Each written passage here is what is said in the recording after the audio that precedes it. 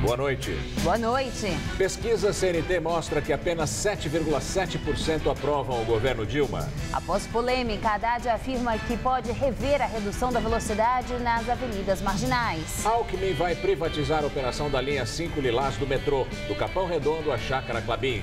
Falta de manutenção e limpeza em passarelas coloca em risco a segurança de pedestres. Depois da prisão de 4 suspeitos, Polícia Paulista volta a investigar a atuação da máfia chinesa. Um filme recria São Paulo de antigamente pelas músicas e a figura de Adoniran Barbosa.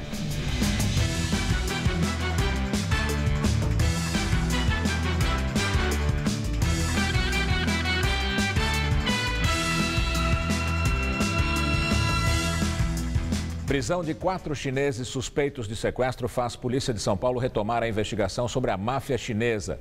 As prisões foram no mês passado, mas o vídeo foi divulgado nesta semana. Segundo a PM, mafiosos cobrariam taxa de proteção de comerciantes também chineses para que eles e suas famílias não fossem agredidos. Outras dívidas também seriam cobradas com violência. Após uma denúncia pelo 190 sobre uma mulher chinesa forçada a entrar numa EcoSport prata, o helicóptero Águia do Alto identifica o veículo até que policiais de moto façam a abordagem. Dentro, 4 homens chineses armados, acusados de sequestro, e uma mulher que, ao ver os agentes, se ajoelha e abraça o policial. O vídeo, divulgado oficialmente agora pela Polícia Militar, mostra a ação ocorrida há cerca de um mês na zona sul da capital. Segundo a polícia, a vítima já voltou para a China e os 4 homens que permanecem presos confessaram, com a ajuda de um intérprete, que a tentativa de extorsão mediante sequestro era para cobrar uma dívida deixada pela família dela. Só que casos semelhantes levantam a suspeita de que a máfia chinesa, investigada no início dos anos 2000, continua a atuar em São Paulo. Em maio, um jovem chinês que também já voltou para o país de origem foi libertado depois que o pai pagou um resgate de R$300 mil para os criminosos chineses aqui em São Paulo. Em janeiro, um comerciante chinês morreu com 8 tiros na região da 25 de março. Em fevereiro, outro chinês foi encontrado morto com um tiro dentro de um veículo na Zona Leste. Para a polícia, a dificuldade, além do idioma, também está na cultura de não prestar queixa nem pedir ajuda dos chineses. Um caminhão com 10 toneladas de maconha escondidas em uma carga de madeira foi apreendido ontem à noite na rodovia Castelo Branco, em Avaré. O veículo foi abordado pela Polícia Militar Rodoviária durante uma fiscalização de rotina no quilômetro 252 da rodovia. A droga, prensada em tabletes de até 30 quilos cada, ocupava quase toda a carroceria. Tábuas de madeira foram colocadas em volta para disfarçar o volume. O motorista foi preso e disse aos policiais que receberia R$40 mil para levar o veículo até um posto de combustíveis de São Paulo. O caminhão foi carregado com a droga em Amambaí, no Mato Grosso do Sul, próximo da fronteira com o Paraguai. Cresce a polêmica sobre a redução da velocidade nas marginais Tietê e Pinheiros. No segundo dia de implantação, o prefeito Fernando Haddad afirma que a medida ainda é uma experiência. O Ministério Público pede estudos que justifiquem a mudança e a OAB questiona a medida na Justiça. Mas os radares já multam quem desrespeita o novo limite. Placas de sinalização com os novos limites máximos de velocidade estão espalhadas ao longo das marginais Tietê e Pinheiros. Nas pontes, faixas também reforçam o que os motoristas que circulam pela cidade de São Paulo já sabem e, aliás, reclamam muito. Eu acho que quem respeitava antes acaba sendo prejudicado agora com a nova regulamentação, porque vai atrasar com certeza no seu trajeto. A gente não vê a relação de investimento com o que é arrecadado em multa. Se quer diminuir o número de mortos na marginal, tem que resolver o problema dos motoqueiros. O mais simples é baixar a velocidade, né? Aí atrapalha todo mundo. A medida também foi mal recebida pelo Ministério Público do Estado. O MP instaurou um inquérito solicitando à Prefeitura estudos sobre acidentes e congestionamentos, além de análises quanto à eficiência da redução na velocidade nas marginais. A seção de São Paulo da Ordem dos Advogados do Brasil também questiona a decisão da Prefeitura, alegando que os cidadãos não foram consultados antes da medida entrar em vigor. Até quando há mudança na mão de uma rua, é preciso ouvir os cidadãos que vão ser afetados diretamente por essas medidas. Para o prefeito Fernando Haddad, a medida é uma experiência que ainda está em fase de testes. A sociedade vai acompanhar e depois vai poder ou consolidar essa política ou eventualmente rever, se for o caso. É importante lembrar que ainda não é possível medir os reais impactos da redução da velocidade, porque estamos em mês de férias escolares. Com menos carros circulando, o trânsito flui melhor. Mas atenção à mania de deixar para sair de casa em cima do horário. Com o trânsito mais lento, o tempo no trajeto pelas duas marginais está maior. Eu moro em Interlagos e eu trabalho aqui no Brooklyn, né? Então eu gasto em torno de 45 minutos para chegar. Eu acredito que deva aumentar aí para algo em torno de 1 hora. Em horários de pico, a média de velocidade dos veículos nas duas vias é de 12 km por hora. Para a prefeitura, a redução foi adotada para diminuir os índices de acidentes e atropelamentos. No ano passado, cerca de 1.400 pessoas ficaram feridas em acidentes nas duas marginais, sendo que 73 morreram. Pode a prefeitura, por exemplo, construir mais passarelas ou colocar obstáculo para que as pessoas não circulem mais. Isso significaria uma redução do número de atropelamentos, uma segurança maior e sem necessidade de prejudicar aqueles que com o carro passam pelas duas marginais. Em nota, a Companhia de Engenharia de Tráfego afirma que é prerrogativa da Prefeitura a regulamentação das velocidades nas vias sob sua jurisdição, conforme previsto no Código de Trânsito. A CET diz ainda que a decisão de diminuir velocidade nas marginais foi tomada com base em estudos técnicos. E na manhã de hoje, um motorista capotou o carro na Consolação e caiu sobre o elevado Costa e Silva, o Minhocão. De acordo com a CET, o carro caiu após ser atingido por outro veículo na Rua da Consolação, centro da capital, e perder o controle. Com a batida, o veículo caiu da Rua da Consolação para o elevado Costa e Silva, o Minhocão. A companhia informou que o carro foi removido pouco antes do meio-dia e o trânsito na região foi normalizado após algumas horas. Segundo os bombeiros, o motorista teve ferimentos leves e foi levado ao Hospital São Cristóvão. A população reclama da falta de manutenção e principalmente da insegurança na hora de usar algumas passarelas aqui da capital paulista. A passarela em Heliópolis, na zona sul da capital, corta uma das avenidas mais movimentadas de São Paulo, as Juntas Provisórias. Por aqui passam milhares de pessoas todos os dias. O movimento só não é maior porque tem gente que prefere fazer um outro caminho. E a mudança de percurso tem uma justificativa. Eu prefiro vir aqui sempre o viaduto. Porque tem mais gente? Tem mais gente, é mais seguro. Os moradores reclamam também que a passarela está mal conservada. A cobertura está quebrada e quando chove... É impossível passar nessa passarela. Até eu passo por cima do viaduto porque senão você chega no trabalho com o tênis todo encharcado. Muitos preferem seguir pelo viaduto que fica ao lado da passarela. No final do ano passado, a prefeitura chegou a pintar esta faixa azul aqui no viaduto para que as pessoas pudessem atravessar deste lado. O problema é que muitas acabam indo pelo meio da via, tornando a travessia ainda mais arriscada. Esta mulher, por exemplo, anda pela pista com uma criança de colo.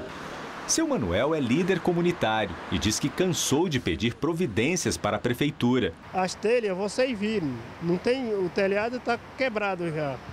Aqui ao lado, por exemplo, não tem iluminação para passar a noite. Então, eu acho que o poder público peca nisso. Na Avenida do Estado também encontramos várias passarelas e a situação não é diferente. Na Frederico Maia, os pedestres relatam a falta de segurança. A senhora, inclusive, teve situação na família, a neta, que foi assaltada. Ela foi assaltada vindo do trabalho, roubaram o celular dela. Agora ela ficou com medo, minha filha tem que buscá-la no metrô todo dia. A nossa passarela está simplesmente abandonada. Nós temos muito lixo, nós precisamos de limpeza, precisamos de monitoramento também policial. Na Lapa, na zona oeste, os moradores também reclamam. A passarela tem até iluminação, mas o trecho é longo e não há policiamento. Ocorre muitos assaltos mesmo. Assalto, usuário de droga, falta de higiene. Aqui na Lapa, além das passarelas tradicionais, a gente encontra também algumas passagens subterrâneas para pedestres, como esta aqui, por exemplo, que passa embaixo da linha férrea. Aqui os moradores reclamam também da sujeira e da falta de segurança. À noite, como é que é essa situação aqui? Eu espero alguém passo juntos. Então a gente passa sempre de 3, 4 pessoas. O que a senhora acha que faltaria para melhorar? Segurança, sem dúvida. Questionada sobre a falta de policiamento nos pontos visitados pela nossa equipe, a Polícia Militar afirma que vai avaliar as reclamações e confrontar essas informações com os dados que ela tem, para ver se há necessidade de fato de reforço no policiamento. Já a Secretaria de Serviços informou que a gestão da iluminação das passarelas, ou melhor, da passarela Frederico Maia, passou recentemente para o Ilume. A intenção é que um projeto de ampliação de novos pontos de luz seja estudado e executado. A Prefeitura diz ainda que a passarela mostrada nas juntas provisórias é de responsabilidade da SP-Trans. Consultada, a SP-Trans diz que irá verificar se a passarela é de sua responsabilidade. Caso seja, a área de manutenção da empresa será acionada para verificar a situação do local. Em nota, a Subprefeitura da Lapa informa que as lâmpadas de iluminação da passagem subterrânea são recolocadas constantemente, porque são alvos de furtos. O arquiteto e ex-prefeito do Rio de Janeiro, Luiz Paulo Conde, morreu nesta madrugada. Ele tinha 80 anos. Conde foi prefeito entre 1997 e 2000. Segundo a família, ele estava internado para tratar um câncer na próstata. O primeiro cargo público no Rio de Janeiro foi como secretário municipal de urbanismo na administração de César Maia, de 93 a 96, a quem sucedeu.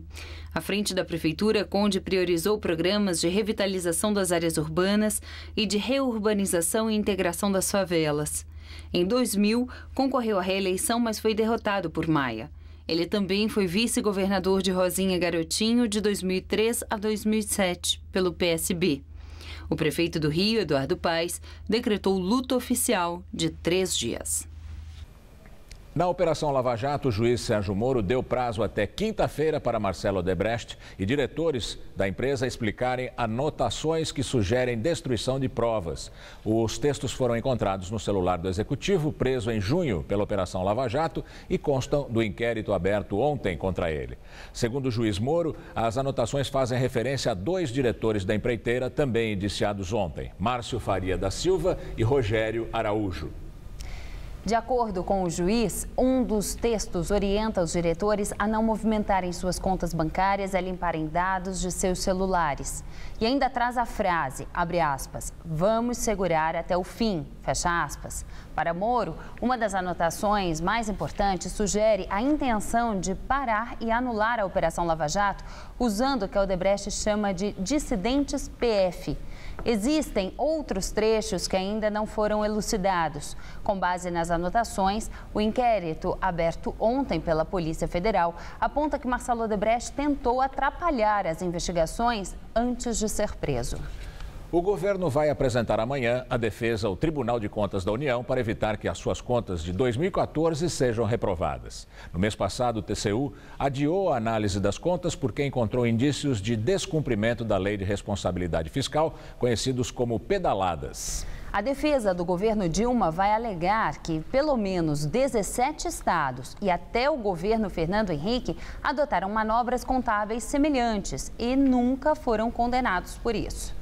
Pesquisa CNT mostra que apenas 7,7% dos eleitores aprovam o governo Dilma Rousseff. A avaliação negativa subiu de 64,8% em março para 70,9% agora. A avaliação positiva caiu de 10,8% para 7,7%. É a menor aprovação de um governo desde outubro de 1999. A aprovação do desempenho pessoal da presidente também caiu, de 18,9% para 15,3%. E agora, 79,9% a desaprovam, ante 77,7% na pesquisa anterior. É o pior resultado para Dilma desde o começo do governo dela. Para 60,4% dos entrevistados, a crise econômica é a questão mais grave do momento. A crise política foi apontada por 36,2%. E agora o comentário de Josias de Souza, direto de Brasília. Ele fala sobre o índice de popularidade da presidente Dilma. A nova pesquisa sobre a popularidade de Dilma Rousseff mostra que o prestígio do governo continua no volume morto. A pesquisa foi feita pelo Instituto MDA e divulgada pela CNT. 2 números resumem a encrenca. O primeiro mostra que apenas 7,7% dos eleitores aprovam o governo Dilma. Isso é menos do que os 10% que o Datafolha tinha levantado e menos do que os 9% que o Ibope levantou. O segundo número mostra que 62,8% dos brasileiros querem a aprovação do impeachment de Dilma Rousseff. 62,8% dos brasileiros querem que uma presidente da República, eleita há menos de 7 meses, deixe a presidência, deixe o Palácio do Planalto. Esses números são tão ruinosos que já não expressam apenas a reprovação do desempenho de um governo. Eles expressam, por trás dessa estatística, há um sentimento muito parecido com a raiva. A raiva de alguém que se sente traído pela campanha de 2014 e acha que Dilma Rousseff passou longe da verdade quando vendeu um Éden, sabendo do inferno econômico que estava por vir. Afora os erros administrativos que a conduziram ao desastre, Dilma paga o preço da submissão ao marketing. O que a campanha de Dilma vendeu em 2014 foi uma ficção, não uma plataforma de governo.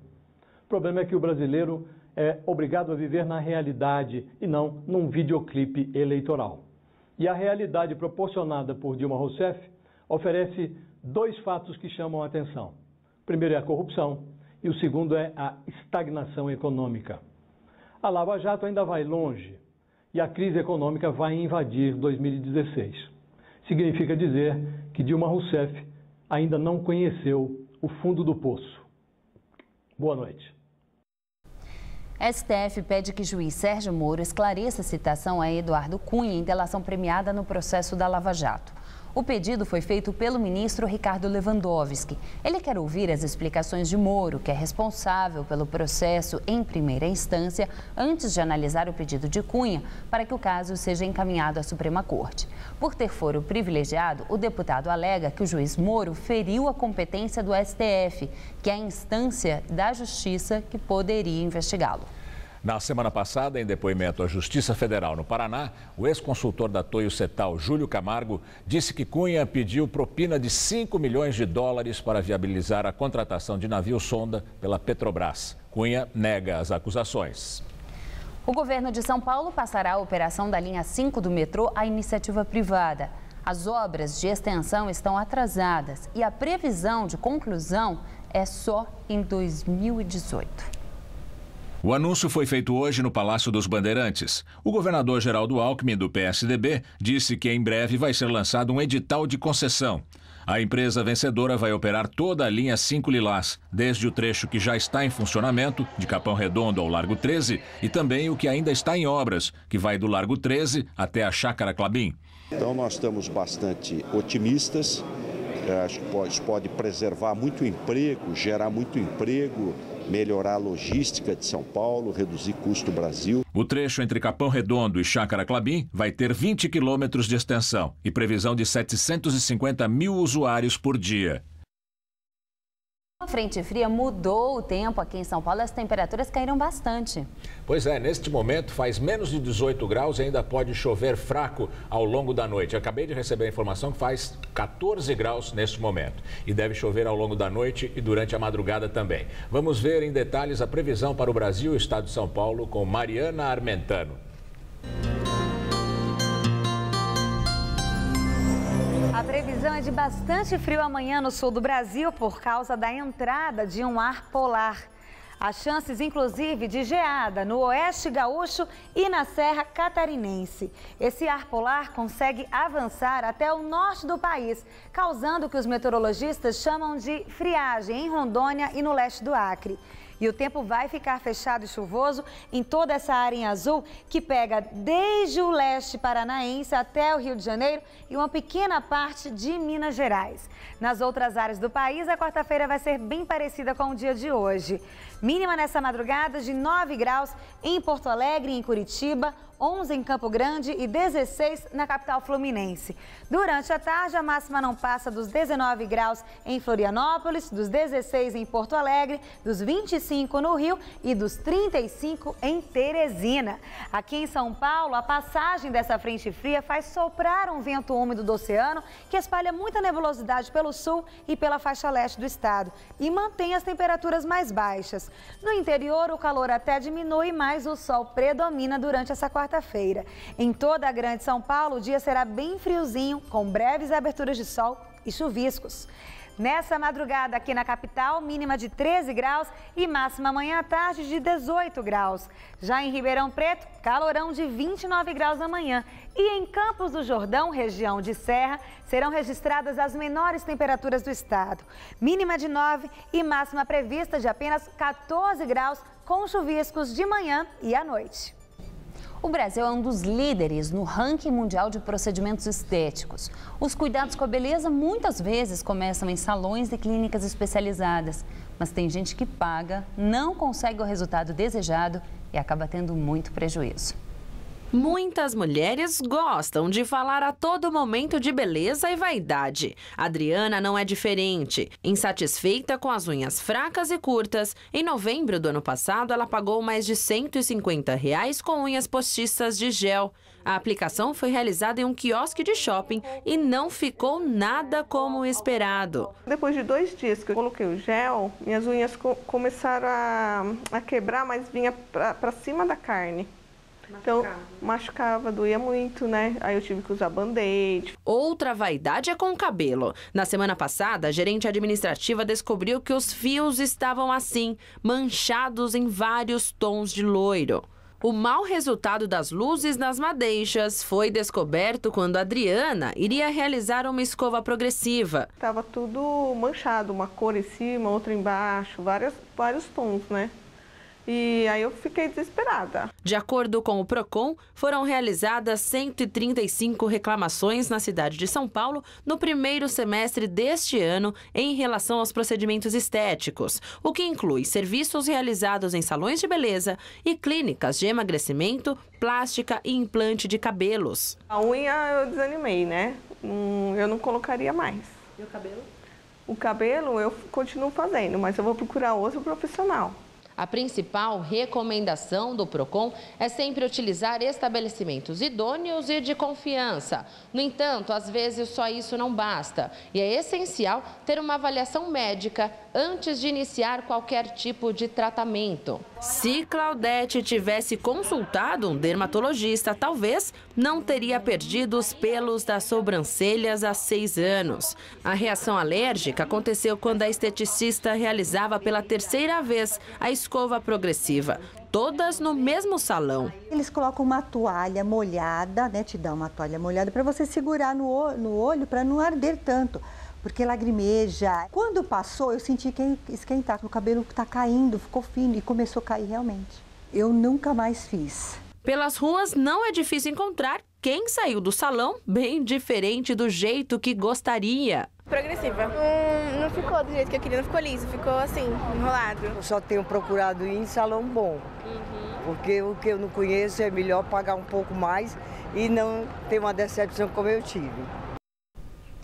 Procuradoria-Geral da República de Portugal confirmou nesta terça-feira que recebeu de autoridades brasileiras pedido de cooperação judiciária internacional referente à Operação Lava Jato. Hoje, o jornal português Público informou que o Ministério Público do país está investigando o envolvimento de políticos brasileiros e portugueses, além de acionistas e executivos, na venda de ações da Portugal Telecom da Vivo para a Telefônica em 2010. Segundo o jornal, o ex-presidente Lula e o ex-ministro José Dirceu teriam mantido contato com autoridades portuguesas, entre elas o ex-primeiro-ministro José Sócrates, para resolver impasses na negociação. A reportagem do Público sugere ainda que o pedido de cooperação judicial na Operação Lava Jato poderia ter relação com os contatos mantidos entre Lula e José Sócrates entre 2005 e 2011. E agora vamos ao comentário de política com Bob Fernandes. Procurador do Distrito Federal pede investigação contra Lula. Quer apurar se Lula, quando já ex-presidente, usou influência em favor da Odebrecht. Ótima oportunidade para debater limites e ações de ex-presidentes, candidatos futuros e presidentes. Lula tem um instituto bancado por doações privadas, inclusive, em algum momento, da Odebrecht. Doações declaradas, como as do Instituto Fernando Henrique Cardoso, que já recebeu doação da Sabesp. Declaradas foram doações para o IDS, Instituto de Marina Silva. O Instituto FHC começou a nascer em 2002, quando ele ainda era presidente da República, segundo relatou então a revista Época. Palácio da Alvorada, novembro. 12 mega empresários, inclusive da empreiteira Camargo Correia, jantam com Fernando Henrique e combinam doar 7 milhões para seu instituto. Lula e Fernando Henrique fazem palestras pagas, como Marina, que fez 72 palestras entre 2011 e 2014. Sendo atividades privadas, não são revelados os clientes e quando pagam, evidente que para candidatos isso terá que mudar. Se, por exemplo, Lula viesse a ser candidato em 2018, não teria como ocultar sua lista de clientes. Não há mais espaço para candidatos terem contratos confidenciais. Não há motivo para que se suspeita alguma sobre Marina, mas nem ela, nem Lula, ninguém pode chegar à presidência com um cliente oculto e, por oculto, fator de crise. Já ex-presidentes, Lula e Fernando Henrique viajaram em aviões de empresários. Como Marina, também viajou no polêmico, fatídico jatinho usado por Eduardo Campos. O Brasil comprou 36 caças suecos por 4,5 bilhões de dólares. Feroz a disputa entre fabricantes dos Estados Unidos, França e Suécia. Em favor das empresas e empregos, presidentes dos Estados Unidos, primeiro-ministros da França e Suécia fizeram papel de garoto propaganda junto a presidentes do Brasil. Para ajudar a Raytheon na venda de radares por 1 bilhão e 400 milhões de dólares, mesmo papel fez Bill Clinton junto a Fernando Henrique. Vítima de escuta telefônica feita por 2 agentes da PF, tal negócio produziu o escândalo Civan em 1995. Estes são fatos. Uns são fatos escancarados, outros, certamente por amnésia, são fatos esquecidos. Boa noite. Ex-governador do Distrito Federal, Agnello Queiroz, do PT, vira réu em processo por suspeita de improbidade administrativa. A decisão foi tomada pelo juiz da 7ª Vara da Fazenda Pública do Distrito Federal, que aceitou a denúncia do Ministério Público. Agnello é acusado de facilitar a aprovação irregular do projeto da nova sede administrativa do governo distrital, além da indevida concessão do habite-se. Agora, Agnello vai ser citado para prestar esclarecimentos, mas não há data prevista para o julgamento. A defesa do ex-governador afirmou que ainda não foi notificada oficialmente. O ex-diretor da Secretaria de Educação do Paraná, Maurício Fanini, e 4 funcionários de uma empreiteira foram presos hoje acusados de desviar dinheiro para a construção de escolas. Pelo menos 25 milhões de reais foram desviados. De acordo com a polícia, o governo do tucano Beto Richa pagou 99% de 2 escolas que estavam ainda começando a ser construídas. Em outros contratos, a construtora Valor já tinha conseguido aditivos em contratos cujas obras nem sequer tinham começado. Segundo o jornal Folha de São Paulo, os advogados de Maurício Fanini e da construtora Valor não quiseram falar sobre as prisões. O governo do Paraná declarou que apoia a investigação. Em tempos de crise econômica e falta d'água, uma feira em São Paulo promove o lançamento de aparelhos elétricos e eletrônicos que economizam água e energia. É a 10ª edição da Eletrolar Show, que vai até quinta-feira. O mercado quer um refresco? Em tempos de crise, o jeito é apostar nas novidades, que podem encantar os olhos e o bolso do consumidor. Que tal uma geladeira que tem água com gás na porta? Ou uma máquina de lavar roupa que só precisa abastecer com sabão uma vez por mês. Se quiser economizar, tem a opção de lavagem a seco com bolhas de ar. Ou ventilador, com mais vento, mais silêncio e economia de 20% no consumo de energia. Depois de um início do ano ruim, com queda nas vendas, a esperança do varejo é o segundo semestre com os lançamentos que chegam agora. E se o consumidor pensa 2 vezes mais para gastar, o jeito é oferecer 2 vezes mais motivos para que ele compre. Esse aqui é um exemplo, um refrigerador, tem a parte da geladeira, uma parte de freezer. E a ideia aqui é que você pode, além de levar para qualquer lugar, usar a tomada Ou carregar no carro e com esse plug ainda usar bateria movida a energia eólica ou solar. O kit solar leva 4 horas para carregar e permite o funcionamento de até 72 horas do refrigerador. Portabilidade, você pode utilizar tanto em casa quanto no trailer, num camping, no lugar que não tem energia elétrica. Para o mercado nacional, vamos falar em o kit completo para você se divertir, R$3.000. Itens assim estão nesta feira em São Paulo. Ao todo, 10 mil produtos são apresentados aos lojistas de todo o país. Este primeiro semestre começou fraco para as vendas do varejo, então também pelas notícias e a não confiança, a desconfiança do mercado, precisamos motivação, e os novos produtos, as novas tecnologias são as que motivam ao consumidor e ao varejo, à indústria a desenvolver as vendas para este mercado. Os mais cobiçados mesmo são os smartphones, os queridinhos do mercado, já que são campeões de vendas há anos. Mas inovações como este fone de ouvido prometem fazer sucesso no Natal.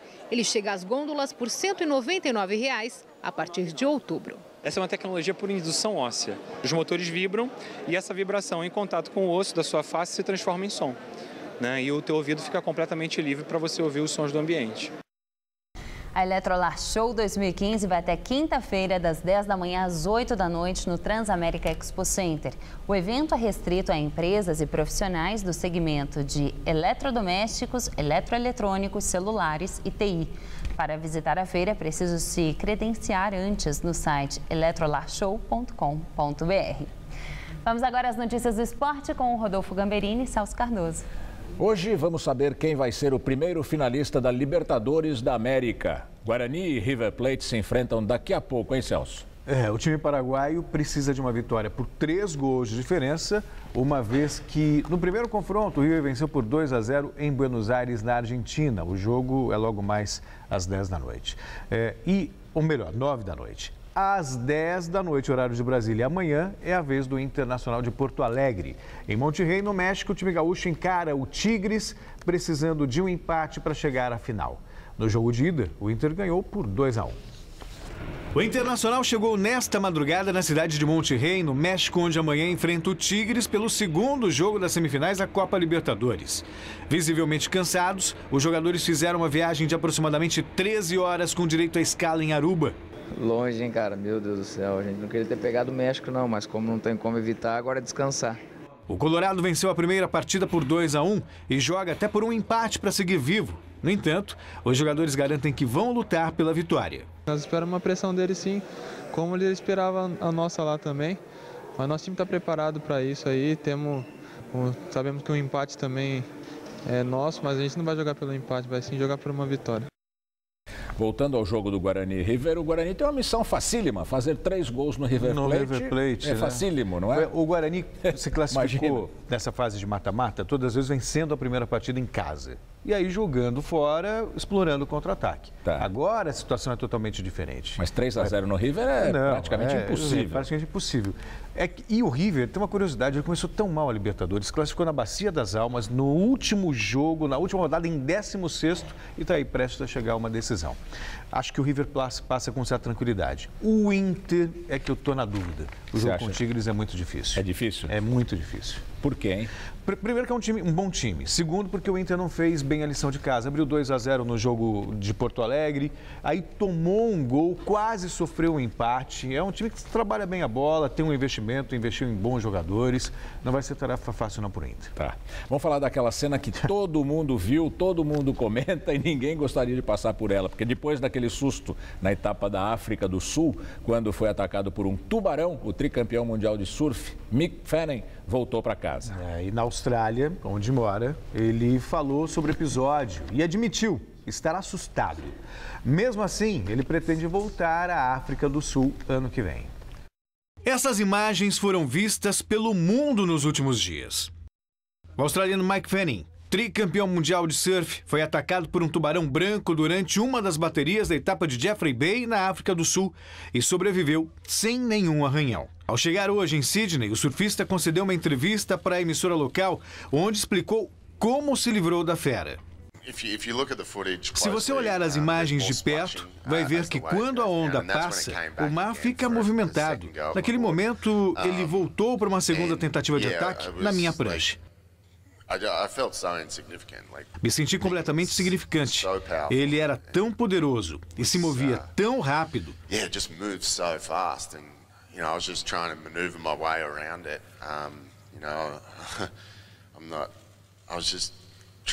Eu só tentei escapar. Não era algo que eu pensava que pudesse ocorrer. Foi no instinto mesmo. Aos 34 anos, Fanning acredita que nasceu de novo. Ele estava tão perto.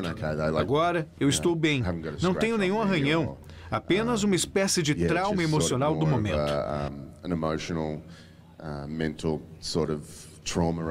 Apesar do incidente, o surfista não descarta voltar a competir na mesma etapa no ano que vem. Esse é sortudo, mas eu não contaria com essa sorte de novo, nada de voltar para lá. A sorte não cai duas vezes no mesmo lugar. Deixa para lá. Obrigado, Celso. Boa noite. Até amanhã. Boa noite. Juliana.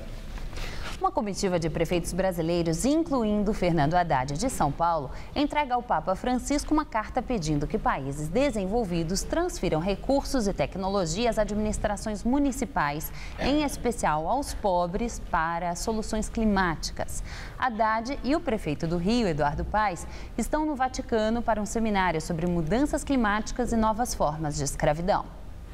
O seminário promovido pela Academia Pontifícia das Ciências e das Ciências Sociais reúne governadores, prefeitos de grandes cidades, ambientalistas e especialistas em questões urbanas. O evento está ligado à primeira encíclica do Papa Francisco, lançada no mês passado, em que ele defendeu medidas relacionadas ao ambiente. Hoje, Francisco pediu que as autoridades tenham consciência do problema da destruição do planeta que nós mesmos estamos levando adiante.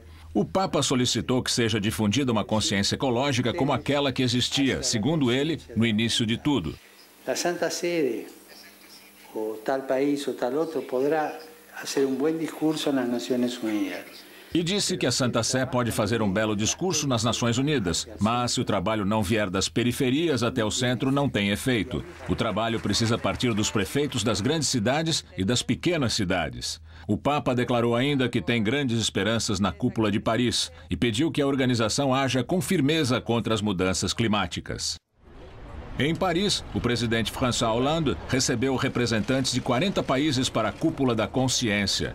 O encontro é uma prévia da COP21, a conferência do clima marcada para dezembro em Paris, com representantes de 195 países.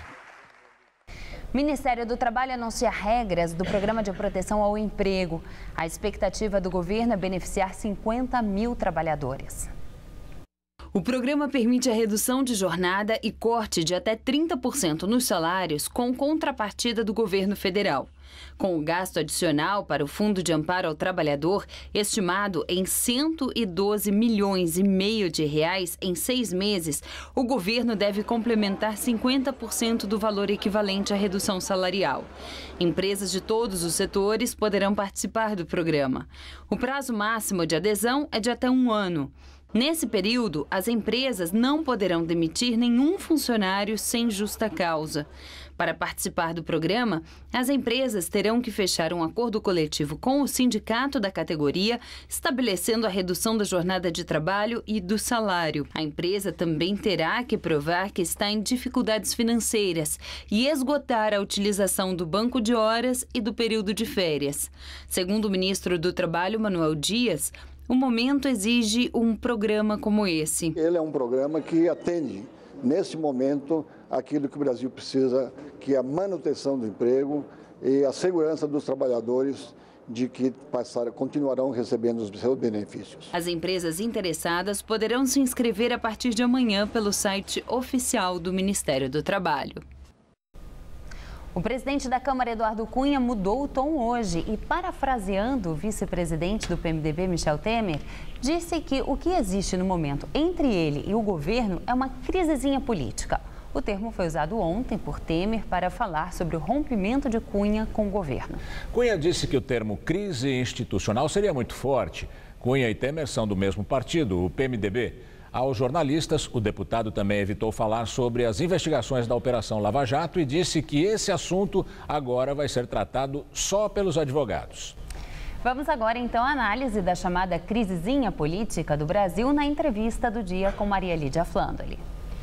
Entrevisto hoje Eduardo Jorge, ex-candidato à presidência da República pelo PV, Partido Verde. Eduardo Jorge foi deputado estadual e federal em várias legislaturas. Petista histórico desde 1980 até 2003 e secretário da Saúde e Meio Ambiente da Prefeitura Paulista.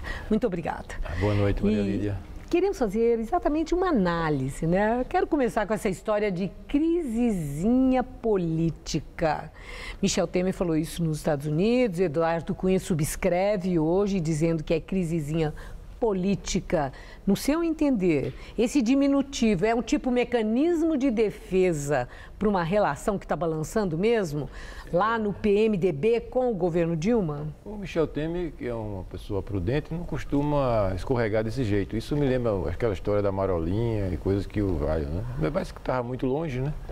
Na verdade, a crise é econômica, social e política. É uma crise global e é gravíssima. É gravíssima, porque no presidencialismo imperial que nós vivemos, quando a presidenta vai a nocaute, ela está quase nocaute, está nas cordas.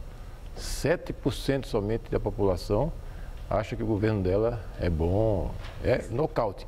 Então, 79,9% de desaprovação ao desempenho pessoal dela. 6 meses de início de governo. Então, quando no presidencialismo imperial brasileiro, o presidente vai quase nocaute, e o parlamento, no presidencialismo imperial, é um parlamento dominado, humilhado, espezinhado, acontece a revolta dos bagrinhos, que é comandado pelo bagrinho Mor Cunha, né? Que viviam daqueles restos de orçamento que irrigava suas bases.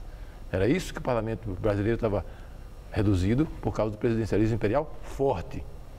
Com ele fraco, os bagrinhos se revoltam, então o parlamento já não funcionava.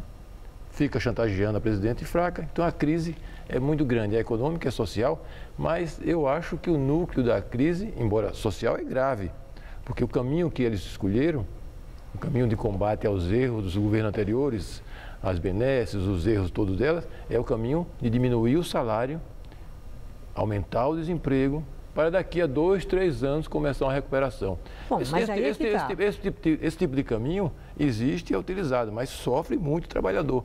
Portanto, a crise social é grave, a crise econômica é grave, mas o mais grave de tudo é a crise política, porque sem liderança política, sem governo, como é que eu vou conduzir as medidas na área da economia e na área social? Mas, por isso a questão política é chave, sim. Embora na pesquisa de hoje o povo acha que a crise é mais grave é econômica e já está batendo no bolso do povo. Claro. Mas a minha opinião é que o núcleo da crise, pior ainda do que a econômica e social, é a política. Porque a gente está sem governo. O nome da presidente Dilma aparece sempre como sendo a grande mentora responsável por essa crise que está aí, política e econômica. É próprio do presidencialismo imperial. Vamos falar dos artífices dessa crise, porque é claro que ela não faz isso sozinha. O PMDB, Eduardo Cunha, Renan Calheiros, desde o primeiro momento atuam demolindo os intentos do governo Dilma, contrariando aquilo que ela pretende no chamado ajuste para retomada de caminho e equilíbrio da economia, etc. e tal. Porque aquilo que eu falei, esse parlamento que era um parlamento espezinhado pelo presidencialismo imperial, que vivia dessas humilhações, dos restos do poder imperial, agora se revolta. E você não tem uma solução a curto prazo, porque no presidencialismo imperial, a presidenta está acorrentada no palácio, vai ser presidente até os 4 anos e nós estamos acorrentados a ela. Mas eu quero por isso que o presidencialismo é um regime altamente inflexível. Naqueles partidos que estão com ela. O PMDB. Estão com ela. O PMDB é que está com ela como um aliado. Maior partido, maior aliado. Estava com ela. A traição do PMDB caminha a passos largos ou já está instalada? Bom, um dos novos líderes, o Bagrinho, presidente da Câmara, promovido a presidente da Câmara, já liberou a cisão imediatamente, né? Claro, tem o Michel Temer, que é um sujeito mais razoável, que continua segurando. Mas o PMDB está só observando até onde é que ela vai. Está segurando ou essa é uma forma subreptícia de parecer estar segurando? O senhor acredita efetivamente que Eduardo Cunha e Renan Calheiros estejam atuando à revelia de Michel Temer? Eu acho que o PMDB... Como se ele não existisse, não tivesse liderança? O PMDB é um partido muito heterogêneo e muito diverso, né? Eu acho que o Michel Temer continua ainda com a presidência e com o governo. Até quando, não sei, né? Não, ele já anunciou que para 2018 aí estariam fora, já estão falando nisso. Agora, a questão do golpe. O PSDB é chamado claramente de golpista pelos aliados do governo e líderes do governo. Maria Lídia, eu fui fundador... O PMDB também pode levar essa pecha? Eu fui fundador do Partido dos Trabalhadores e fiquei no Partido dos Trabalhadores até 2003. O que é que a gente, do Partido dos Trabalhadores, falava todo dia e toda hora nos outros governos?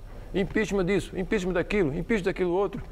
Né? Era isso que era a prática. Agora, quando isso é se referido a um presidente deles, eles acham que é golpe. Não, não é golpe. Eu tenho insistido nisso no contato, principalmente com o movimento de juventudes.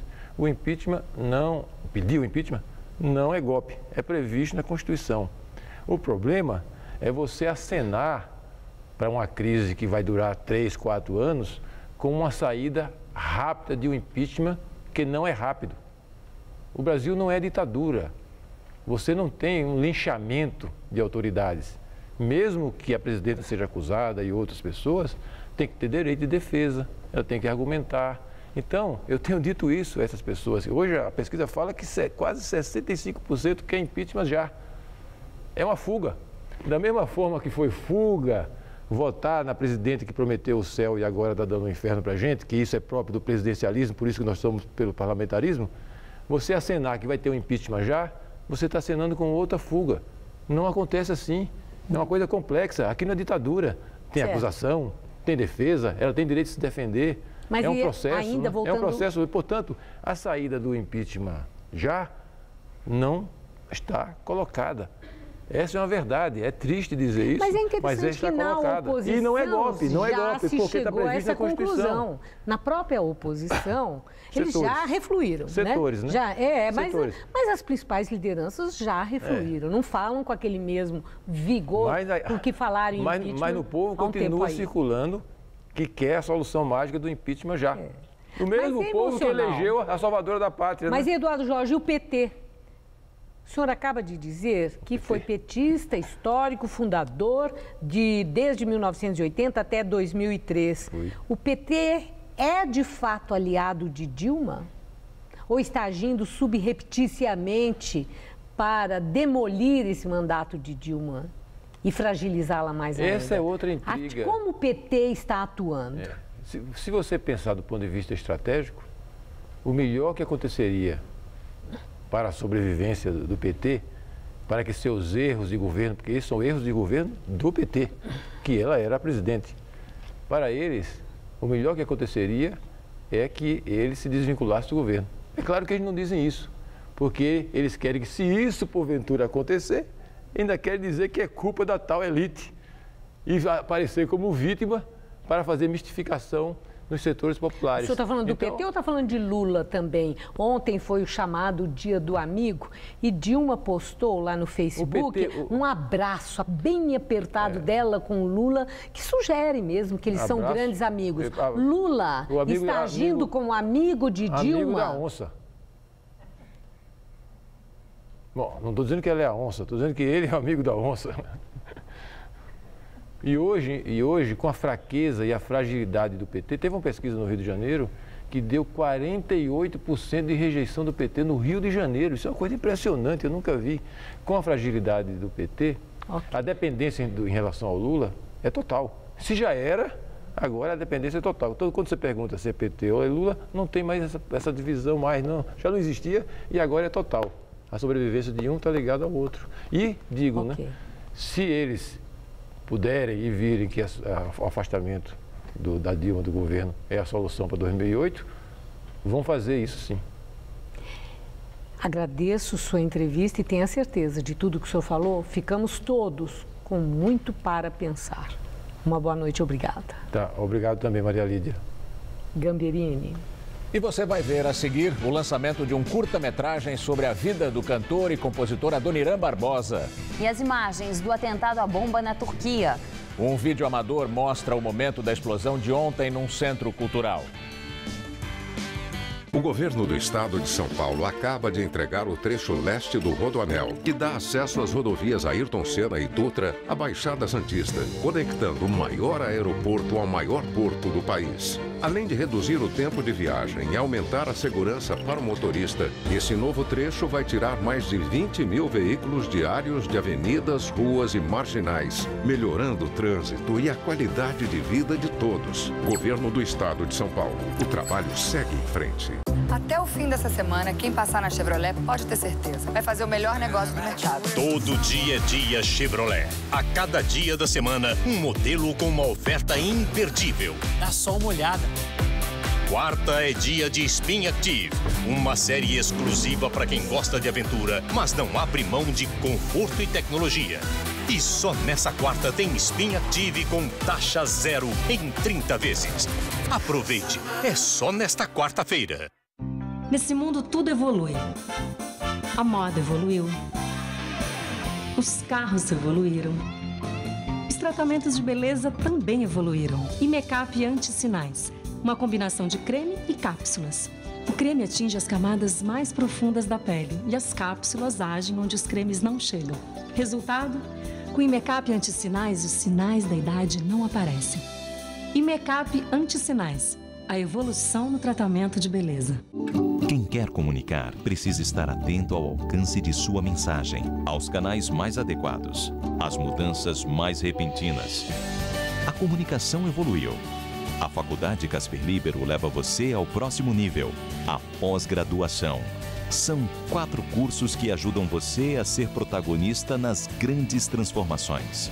Professores com ampla e reconhecida experiência acadêmica, autonomia para montar a grade curricular e escolher sua carga horária, localização privilegiada e tradição no ensino superior em comunicação.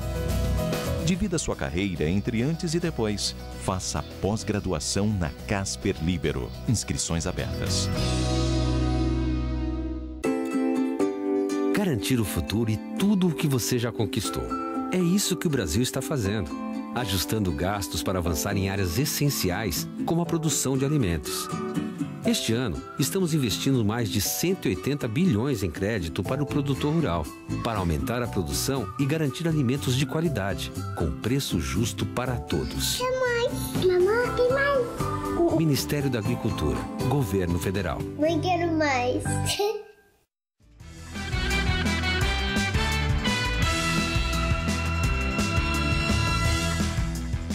Acaba de ser lançado um filme sobre a vida do cantor e compositor Adoniran Barbosa. O curta-metragem do diretor Pedro Serrano usa as próprias canções do artista para recriar o cotidiano simples e alegre do grande nome do samba paulistano.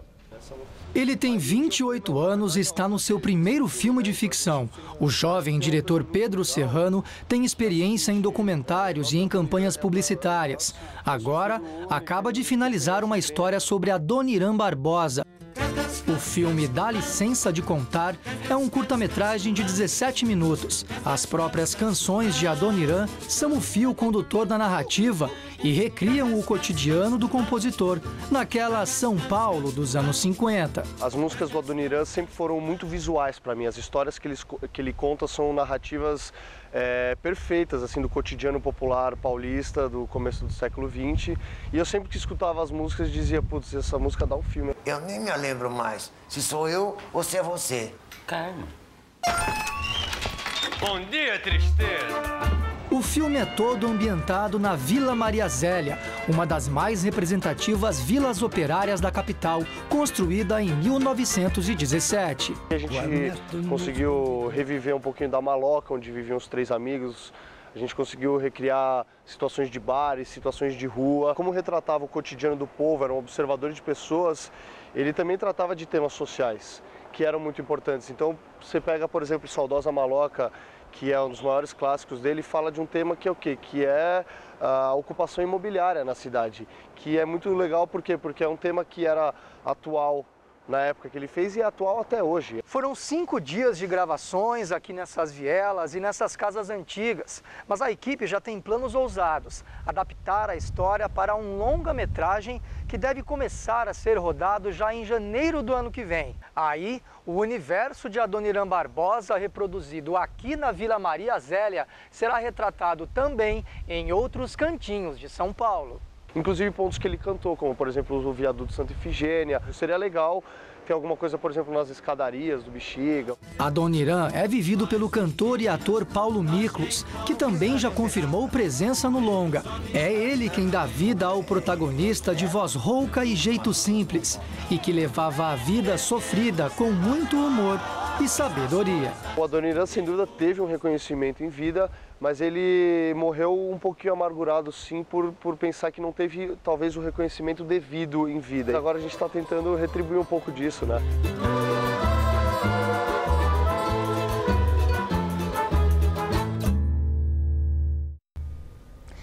Um vídeo gravado por um cinegrafista amador mostra o momento da explosão de ontem num centro cultural da Turquia. O Centro Cultural na cidade de Suruk recebia um grupo de jovens ativistas pró-curdos ligados a grupos políticos de esquerda. Eles planejavam atravessar a fronteira com a Síria para ajudar na reconstrução da cidade de Kobani. A explosão deixou pelo menos 32 mortos e uma centena de feridos. Nenhum grupo até agora reivindicou a autoria do ataque.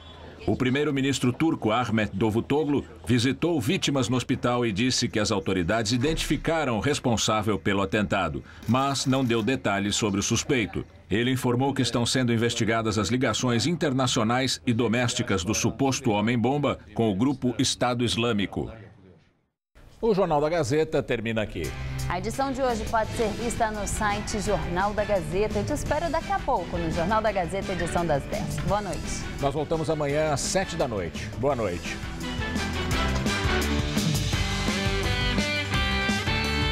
A máquina captura o fotógrafo de guerra André Lyon. Hoje, 11h30 da noite.